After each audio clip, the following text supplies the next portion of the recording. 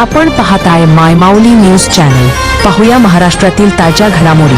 चाकण तालुका खेड जिल्हा पुणे येथील नगर परिषद निवडणूक प्रचाराच्या शेवटच्या टप्प्यात राज्याचे उपमुख्यमंत्री माननीय एकनाथराव शिंदे यांच्या प्रमुख उपस्थितीत दिनांक 1 डिसेंबर 2025 रोजी भव्य प्रचार रॅली काढण्यात आली। सदरील रॅली चाकण शहरातील बस स्थानकापासून मुख्य बाजारपेठ मार्ग, पोलीस स्टेशन ते मार्केट यार्ड मार्गाने रूपसागर कापड दुकानासमोर सभेत रूपांतरित झाली। या रॅलीत उपमुख्यमंत्री एकनाथराव शिंदे यांच्यासोबत शिवसेना ओबीसी विजयंती आघाडीचे प्रदेशाध्यक्ष माननीय बाळासाहेब किसवे, चाकण नगर परिषदेच्या भावी नगराध्यक्ष पदाच्या दावेदार उमेदवार श्रीमती मनीषाताई गोरे, बिनविरोध निर्वाचित नगरसेवक माननीय नितीन भाऊ गोरे यांच्यासह पक्षातील अनेक मान्यवर पदाधिकारी, महिला व युवक कार्यकर्ते यांची यावेळी मोठ्या संख्येने उपस्थिती होती। तसेच सदरील रॅली रूपसागर कापड दुकानासमोर पोहोचताच येथे कार्यकर्त्यांच्या वतीने फटाक्यांची मोठी आतिषबाजी करण्यात आली।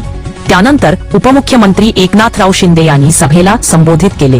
यावेळी आपल्या भाषणात ते काय म्हणाले ते आता आपण ऐकूया। मायमाऊली न्यूज चॅनल साठी आनंद पाटील, श्रीरामे, महाराष्ट्र प्रतिनिधी। त्याचबरोबर संग्राम दुर्ग किल्ल्याच्या सुशोभीकरणासाठी 2 कोटी रुपयाचा निधी या तुमच्या लाडक्या भावाने दिलेला।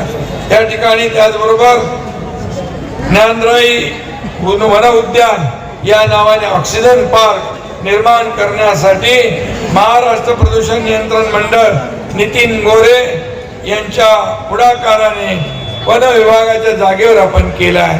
अशी अनेक कामं केली। नगर परिषदांमध्ये नमो उद्यानासाठी प्रत्येकी 1 कोटी रुपये देण्याचं काम केलंय।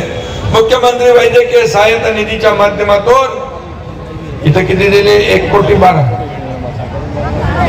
12 लाख रुपये। परंतु संपूर्ण राज्यामध्ये तुमच्या एकनाथ शिंदेने 450 कोटी रुपये मुख्यमंत्री सहायता अगोदरच्या सरकारमध्ये होते त्यांनी किती दिले माहित नाही, पण मी 450 कोटी दिले। आणि हे आपली जबाबदारी आहे। इथं कार्डियक ॲम्ब्युलन्स देखील आपण दिली, उपलब्ध करून दिली सेवेसाठी लोकांच्या। आणि म्हणून मी आपल्याला एवढंच सांगतो की हे तर केलंय, पण यानंतर देखील आपल्याला खूप मोठं काम करायचं आहे। चाकण शहरातील पुणे नाशिक महामार्गावर वाहतूक कोंडी जी आहे ती आपल्याला दूर करायची आहे, सर्व्हिस रोड करायची आहे, चौक मोठे करायचे आहेत। आणि हे कोण करणार? नगर विकास खातं। कोणी काही म्हटलं तरी नगर परिषद येते कोणाच्या हाती? नगर विकास खात्याच्या। नगर विकास मंत्री कोण आहे? तुमचा एकनाथ शिंदे आहे। त्यामुळे निधी कुठेही कमी पडणार नाही।